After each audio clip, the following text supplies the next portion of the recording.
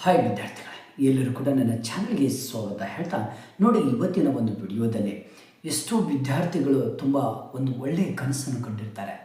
ಈ ಕನಸು ನನಸಾಗಬೇಕು ಅಂದರೆ ಆ ವಿದ್ಯಾರ್ಥಿಗಳು ಎಷ್ಟು ಪ್ರಮಾಣದಲ್ಲಿ ಪ್ರಾಮಾಣಿಕತೆಯಿಂದ ಇವತ್ತು ಸ್ಟಡಿ ಮಾಡಬೇಕು ಅನ್ನೋದು ಈ ಎಲ್ಲ ವಿದ್ಯಾರ್ಥಿಗಳು ತಿಳಿದುಕೊಳ್ಬೇಕಾಗುತ್ತೆ. ಹಾಗಾದರೆ ಎಲ್ಲ ವಿದ್ಯಾರ್ಥಿಗಳು ಕೂಡ ಒಂದು ಕನಸಿರುತ್ತೆ, ನಾನು ಟಾಪರ್ ಆಗಬೇಕು, ನಾನು ಕೂಡ ಈ ಸಮಾಜದಲ್ಲಿ ಒಳ್ಳೆಯ ವ್ಯಕ್ತಿ ಆಗಬೇಕು, ಒಂದು ಸಕ್ಸಸ್ಫುಲ್ ಪರ್ಸನ್ ಆಗಬೇಕು ಅನ್ನೋ ಎಲ್ಲ ವಿದ್ಯಾರ್ಥಿಗಳಿಗೂ ಕೂಡ ಆಸೆ ಇರುತ್ತೆ, ಗೋಲ್ ಇರುತ್ತೆ. ಬಟ್ ಆ ಗೋಲ್ ರೀಚ್ ಆಗಬೇಕು ಅನ್ನೋದು ಎಲ್ಲ ವಿದ್ಯಾರ್ಥಿಗಳಿಗೂ ಏನು ಮಾಡಬೇಕು ಅನ್ನೋದೇ ಗೊತ್ತಾಗೋದಿಲ್ಲ. ಹಾಗಾದರೆ ಇವತ್ತಿನ ಒಂದು ವಿಡಿಯೋದಲ್ಲಿ ನೀವು ಎಲ್ಲ ನಿಮ್ಮ ಗೋಲನ್ನು ರೀಚ್ ಆಗಬೇಕು ಅಂದರೆ, ನೀವು ಟಾಪರ್ ಆಗಿ ಬೆಳಿಬೇಕು ಅಂದರೆ, ನೀವು ದ್ವಿತೀಯ PUC ವಿದ್ಯಾರ್ಥಿಗಳಾಗಲಿ, ಡಿಗ್ರಿ ಸ್ಟೂಡೆಂಟ್ ಆಗಲಿ ಅಥವಾ CT TT ಯಾವುದೇ ಪರೀಕ್ಷೆಗಳಾಗಲಿ ನೀವು ಟಾಪರ್ ಆಗಿ ಹೊರಹೊಮ್ಮಬೇಕು ಅಂದರೆ ನಾನು ಹೇಳುವಂಥ 4 ಟಿಪ್ಸ್ಗಳನ್ನು ನೀವು ಕರೆಕ್ಟಾಗಿ ನೀವು ಫಾಲೋಅಪ್ ಮಾಡಿ ನೀವು ಗ್ಯಾರಂಟೆಡ್ ಟಾಪರ್ ಆಗಿ ಬರ್ತೀರಾ.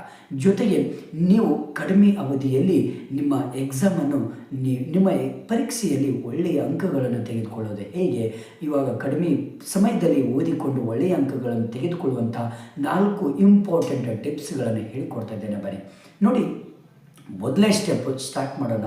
ಈ ಮೊದಲನೇ ಸ್ಟೆಪ್ ಏನಂದರೆ, ಇಲ್ಲಿ development mind set of topper ಅಂದರೆ ನಾವು ನಮ್ಮಲ್ಲಿರುವಂತಹ ಒಂದು ಮನಸ್ಸು, ನಮ್ಮಲ್ಲಿರುವಂತಹ ಗೋಲ್ ಯಾವಾಗಲೂ ಕಡಿಮೆ ಮಟ್ಟದಲ್ಲಿ ಇಟ್ಕೊಳ್ಬಾರ್ದು.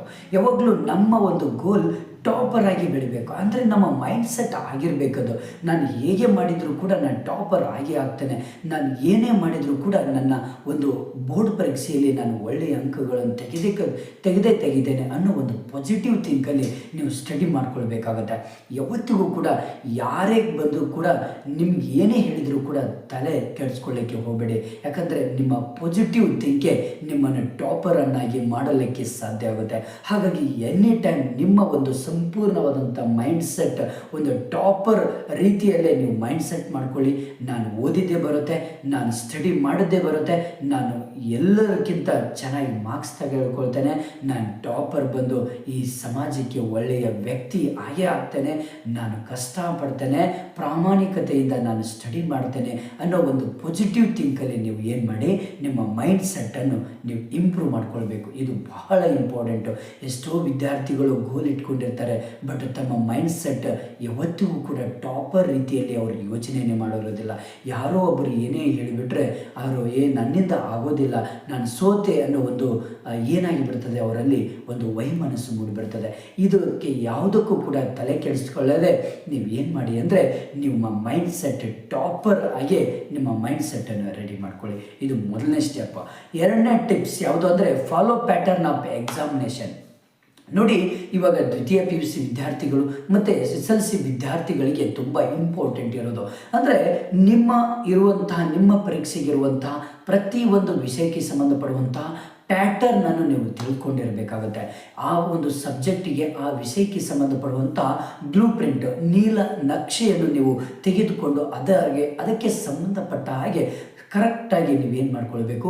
1 marks fill in the blanks, match the following, 2 marks, 5 marks, 10 marks, ಇವು ಎಲ್ಲವುಗಳನ್ನು ಯಾವ ಒಂದು ಸಬ್ಜೆಕ್ಟಿಂದ ಯಾವ ಅಂಕಗಳು, ಎಷ್ಟು ಅಂಕಗಳಿಗೆ ಸಂಬಂಧಪಡುವಂತಹ ಮೋಸ್ಟ್ ಇಂಪಾರ್ಟೆಂಟ್ ಪ್ರಶ್ನೆಗಳು ಬರುತ್ತೆ ಅನ್ನೋದನ್ನು ಕರೆಕ್ಟಾಗಿ ನೀವು ಪ್ಯಾಟರ್ನನ್ನು ಅರ್ಥ ಮಾಡ್ಕೊಳ್ಬೇಕಾಗತ್ತೆ.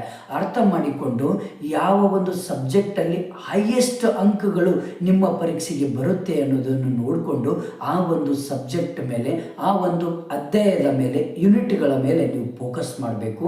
ಯಾವುದು ಯೂನಿಟ್ ನಿಮಗೆ ತುಂಬ ಕಷ್ಟಕರವಾಗುತ್ತೆ ನೋಡಿ, ಯಾವುದು ಟಫ್ ಅನಿಸುತ್ತೆ ಅದನ್ನು ಮೊದಲು ಸ್ಟಡಿ ಮಾಡೋದನ್ನು ಮಾತ್ರ ನೀವು ಮರೀಲಿಕ್ಕೆ ಹೋಗಬಾರ್ದು. ಯಾಕಂದರೆ ನಿಮ್ಮ ಪ್ಯಾಟರ್ನ್, ನೀವು ಎಷ್ಟರ ಮಟ್ಟಿಗೆ ನಿಮ್ಮ ಪರೀಕ್ಷೆಯ ಪ್ಯಾಟರ್ನ್ ಅರ್ಥ ಮಾಡ್ಕೊಂಡಿರ್ತೀರ, ಯಾವ ವಿಷಯಕ್ಕೆ ಯಾವ ಪ್ಯಾಟರ್ನ್ ಇರುತ್ತೆ, ಎಷ್ಟು ಅಂಕಗಳು ಯಾವ ವಿಷಯಕ್ಕೆ, ಯಾವ ಒಂದು ಅಧ್ಯಾಯದಿಂದ ಎಷ್ಟು ಬರುತ್ತೆ ಅನ್ನೋದು ತುಂಬ ಇಂಪಾರ್ಟೆಂಟ್. ಜೊತೆಗೆ 5 ವರ್ಷದ ಅಥವಾ 3 ವರ್ಷದ ಓಲ್ಡ್ ಕ್ವಶನ್ ಪೇಪರ್ಗಳನ್ನು ಬಿಡಿಸ್ಕೊಂಡು ಅದರಲ್ಲಿ ಇಂಪಾರ್ಟೆಂಟ್ ಇರುವಂತಹ ಎಲ್ಲ ಪ್ರಶ್ನೆಗಳನ್ನು ನೀವೇನು ಮಾಡಬೇಕು, ಮನನ ಮಾಡಿಕೊಂಡು ಬರೆದು ತೆಗೆಯೋದರಿಂದ ನೀವು ಆರಾಮಾಗಿ ನಿಮ್ಮ ಒಂದು ಗೋಲ್ ಮುಟ್ಬೋದು. ಜಸ್ಟ್ ನೆಕ್ಸ್ಟ್ 3ನೇ ಟಿಪ್ಸ್ ಯಾವುದು ಅಂದರೆ, ಅವಾಯ್ಡ್ ಓವರ್ಲೋಡ್ ಇನ್ಫಾರ್ಮೇಷನ್.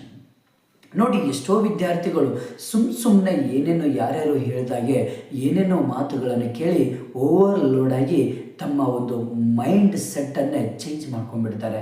ನೀವು ನೋಡಿ, ನಾನು ಹೇಳೋದಿಷ್ಟೇ, ನಿಮ್ಮ ಒಂದು ಸಬ್ಜೆಕ್ಟ್ ಒಬ್ಬರು ಸರ್ ಅಥವಾ ಒಬ್ಬೊಬ್ಬರನ್ನೇ ಟೀಚರ್ಸ್ ಅಥವಾ ಒಂದೇ ಒಂದು ನೋಟ್ಸ್, ಒಂದೇ ಒಂದು ಟೆಕ್ಸ್ಟ್ ಬುಕ್ಕನ್ನು ನೀವು ಸ್ಟಡಿ ಮಾಡಬೇಕಾಗುತ್ತೆ.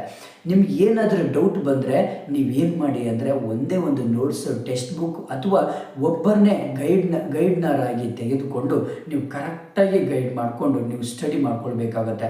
ನೀವು ಅಲ್ಲೊಂದು ಬುಕ್ಸ್ ಓದೋದು, ಇಲ್ಲೊಂದು ಬುಕ್ಸ್ ಓದೋದು, ಬೇರೆ ಬೇರೆ ಇರುವಂತಹ ಬೇರೆ ಬೇರೆ ನೋಟ್ಸ್ಗಳನ್ನು ಓದುವಂಥದ್ದು, ಈ ರೀತಿ ಓದೋದ್ರಿಂದ ನಿಮಗೇನಾಗ್ತದೆ, ಬೇರೆ ಬೇರೆ ಪುಸ್ತಕದಲ್ಲಿರುವಂತಹ ಒಂದು ಆನ್ಸರ್ಸ್ಗಳು ಚೇಂಜ್ ಆಗಿಬಿಟ್ರೆ ನಿಮ್ಮ ಒಂದು ಮೈಂಡ್ ಸೆಟ್ ಏನಾಗಿಬಿಡ್ತದೆ, ಹಾಳಾಗುವಂಥ ಸಂಭವ ಇರುತ್ತೆ. ನಾನು ಅದರಲ್ಲಿ ಈ ರೀತಿ ಇತ್ತು ಆನ್ಸರ್, ಇದರಲ್ಲಿ ಈ ಥರ ಇದೆ, ನಾನು ಏನು ಬರೀಬೇಕು, ಗೊಂದಲದಲ್ಲಿ ಆಗಿಬಿಡ್ತೀರ.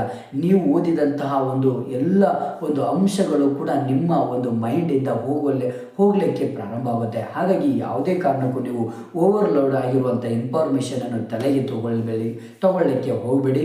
ಓಕೆ, ಒಂದೇ ಟಾರ್ಗೆಟ್ ಮಾಡಿ, ಒಂದೇ ಪುಸ್ತಕ, ಒಂದೇ ನೋಟ್ಸ್, ಕರೆಕ್ಟಾಗಿ ಒಂದೇ ನೀಲನಕ್ಷೆ, ಒಂದೇ ಇಂಪಾರ್ಟೆಂಟ್ ಪ್ರಶ್ನೆಗಳನ್ನು ಓದ್ತಾ ಹೋಗ್ರಿ, ಅವುಗಳನ್ನೇ ಫೋಕಸ್ ಮಾಡ್ತಾ ಹೋಗಿ. ಓಕೆ, ನೆಕ್ಸ್ಟ್ ಲಾಸ್ಟ್ ಟಿಪ್ಸ್ ಇದು, ಅಂಡರ್ಸ್ಟ್ಯಾಂಡ್ ಯುವರ್ ಸೆಲ್ಫ್ ಫಸ್ಟ್. ಅಂದರೆ ನಿಮ್ಮನ್ನು ನೀವು ಗೆಲ್ಲಬೇಕು ಅಂದರೆ ನಿಮ್ಮನ್ನು ನೀವು ತಿಳಿದುಕೊಂಡಿರಬೇಕಾಗುತ್ತೆ. ನಾನು ಎಷ್ಟರ ಮಟ್ಟಿಗೆ ನಾನು ಓದಬಲ್ಲೆ, ನಾನು ಎಷ್ಟು ಟಾಪರ್ ಆಗಬಲ್ಲೆ, ನನ್ನ ಮೇಲೆ ನನಗೆ ನಂಬಿಕೆ ಇಲ್ಲ ಆದರೆ, ನಿಮ್ಮ ಮೇಲೆ ನಿಮಗೆ ನಂಬಿಕೆ ಇಲ್ಲ ಆಗಿದ್ದರೆ ನಿಮಗೆ ಯಾವತ್ತೂ ಕೂಡ ಟಾಪರ್ ಆಗಲಿಕ್ಕೆ ಸಾಧ್ಯ ಆಗಿರೋದಿಲ್ಲ. ಹಾಗಾಗಿ ನಿಮ್ಮ ಮೇಲೆ ನಿಮಗೆ ನಂಬಿಕೆ ಇಟ್ಕೊಳ್ಳಿ, ನೀವು ಗ್ಯಾರಂಟಿ ಟಾಪರ್ ಆಗ್ತೀರಾ, ಗ್ಯಾರಂಟಿ ಟಾಪರ್ ಆಗಿ ಹೊರಹೊಮ್ತೀರಾ. ಓಕೆ, ನೆಕ್ಸ್ಟ್ ವಿಡಿಯೋ ಬಂದುಬಿಟ್ಟು, ಹಾಗಾದರೆ ನಿಮ್ಮ ಉತ್ತರ ಪತ್ರಿಕೆಯಲ್ಲಿ ನಿಮ್ಮ ಒಂದು ಉತ್ತರ ಹೇಗಿರಬೇಕು, ಹೇಗಿದ್ದರೆ ನೀವು ಟಾಪರ್ ಆಗ್ತೀರಾ ಅನ್ನೋದು ನೆಕ್ಸ್ಟ್ ವಿಡಿಯೋದಲ್ಲಿ ಹೇಳಿಕೊಡ್ತಾ ಇದ್ದೇನೆ. ಈಗಲೇ ನನ್ನ ವಿಡಿಯೋವನ್ನು ಸಬ್ಸ್ಕ್ರೈಬ್ ಮಾಡಿ, ಹಾಗೆ ನನ್ನ ಚಾನಲನ್ನು ಸಬ್ಸ್ಕ್ರೈಬ್ ಮಾಡ್ತಾ ಈ ವಿಡಿಯೋವನ್ನು ನಿಮ್ಮ ಫ್ರೆಂಡ್ಸಿಗೆ ಶೇರ್ ಮಾಡಿ. ಹಾಗೆ ಎಲ್ಲ ವಿಷಯಗಳ ಸಂಪೂರ್ಣವಾದಂತಹ ಪ್ರತಿಯೊಂದು ಕೂಡ ಮೋಸ್ಟ್ ಇಂಪಾರ್ಟೆಂಟ್ ಇರುವಂಥ ಪ್ರಶ್ನೆಗಳನ್ನು ಕೊಡ್ತಾ ಇದ್ದೇನೆ. ಹಾಗೆ ಈಗಲೇ ಸಬ್ಸ್ಕ್ರೈಬ್ ಮಾಡಿ. Okay, thank you friends, thank you.